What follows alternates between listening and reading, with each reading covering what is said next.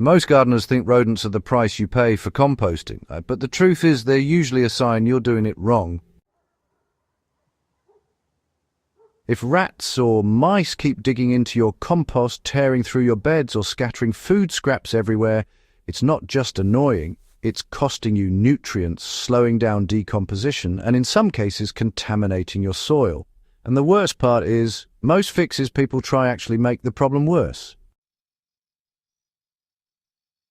I've tested open compost piles, buried scraps, sealed bins, and even trench composting. And over time, one method consistently solved the rodent problem while improving plant growth at the same time. But before we get into that, there's one small tool that makes this whole process a lot more consistent.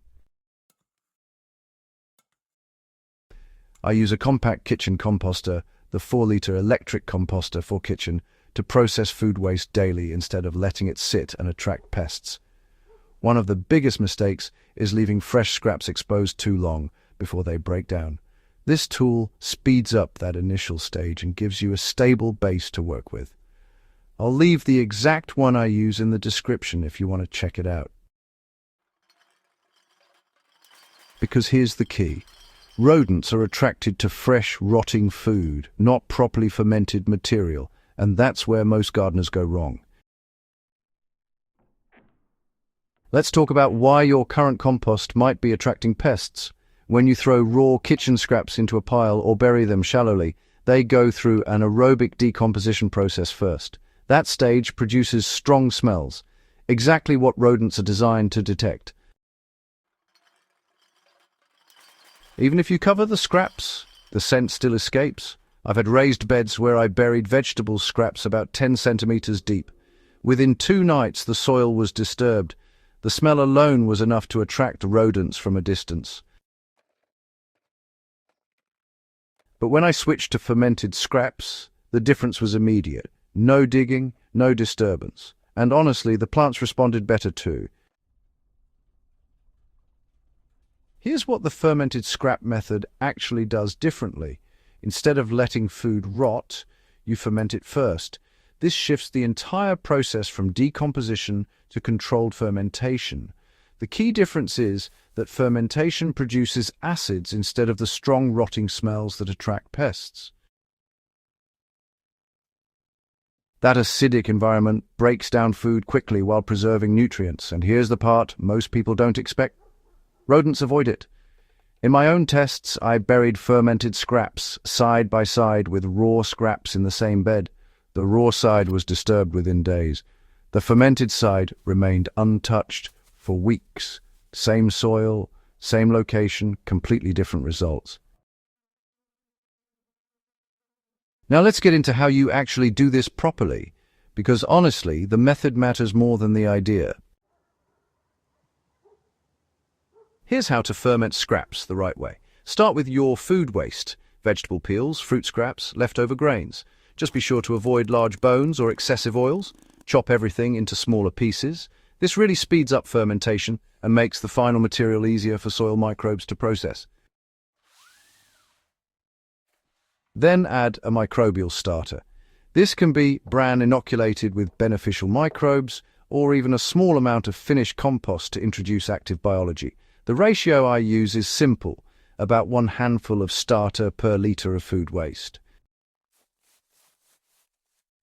Mix it thoroughly, then pack it tightly into an airtight container. Air is the enemy here. You want anaerobic conditions so fermentation can take over instead of rot. Seal the container and let it sit for about 10 to 14 days. In warmer climates, it can be faster. When it's ready, the smell should be slightly sour, not rotten.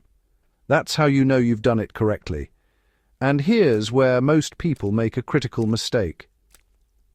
They try to use it immediately without thinking about soil integration. Let's talk about how to use fermented scraps without damaging plants. Fermented scraps are powerful, but they're not ready to be planted into directly. They're acidic and still breaking down. What I do is dig a trench about 15 to 20 centimeters deep, Place the fermented material inside and cover it completely with soil. Then I wait. In most cases, about 2 to 3 weeks is enough for the soil microbes to fully integrate the material. During that time, something interesting happens. Microbial activity spikes. You're essentially feeding the soil with pre-digested organic matter, which accelerates nutrient cycling. When I've used this method in raised beds, I've seen faster growth compared to traditional compost application. The plants establish quicker and show deeper green color without any additional feeding. And unlike raw scraps, there's no pest issue. Now here's something even more interesting. This method works in containers too. Why this method works even in small spaces? In container gardening, pest control is even more critical. One rodent digging into a pot can destroy the entire setup. I've tested fermented scraps in 20-litre containers by burying small amounts around the edges, away from plant roots. The results were consistent. No disturbance, no smell, improved growth. The key is moderation. Too much material in a small container can overwhelm the system, but small, controlled additions work extremely well. Even in indoor setups, the absence of odor makes this method practical. And that's where consistency becomes important. Because, feeding your soil regularly, without attracting pests, is really what builds long-term fertility. Let's address the common advice that's holding people back.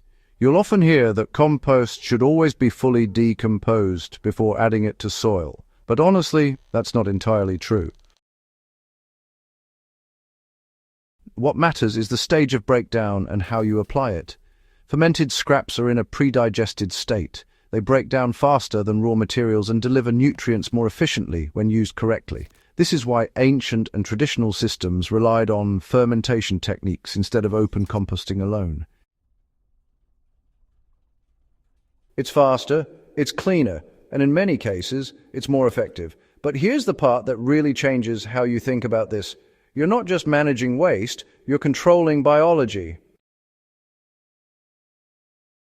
And when you control biology, you control results. So what should you actually do starting now?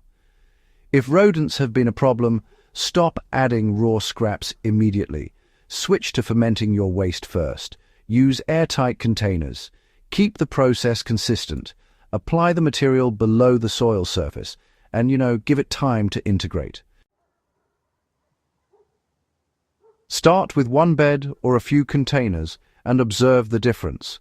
You'll notice less disturbance, better soil texture, and stronger plant growth over time. And once you see that, honestly, it becomes hard to go back to traditional methods that attract pests and waste nutrients. Because this isn't just about solving a rodent problem, it's about building a system that works with nature instead of against it. If you're serious about improving your garden, whether it's a backyard setup, raised beds, or containers, this is one of those methods that will quietly change everything. Subscribe if you want more real tested techniques like this, and share this with someone who's still struggling with pests in their compost, because once you understand how to manage organic matter properly, you stop fighting problems and start creating conditions where plants actually thrive.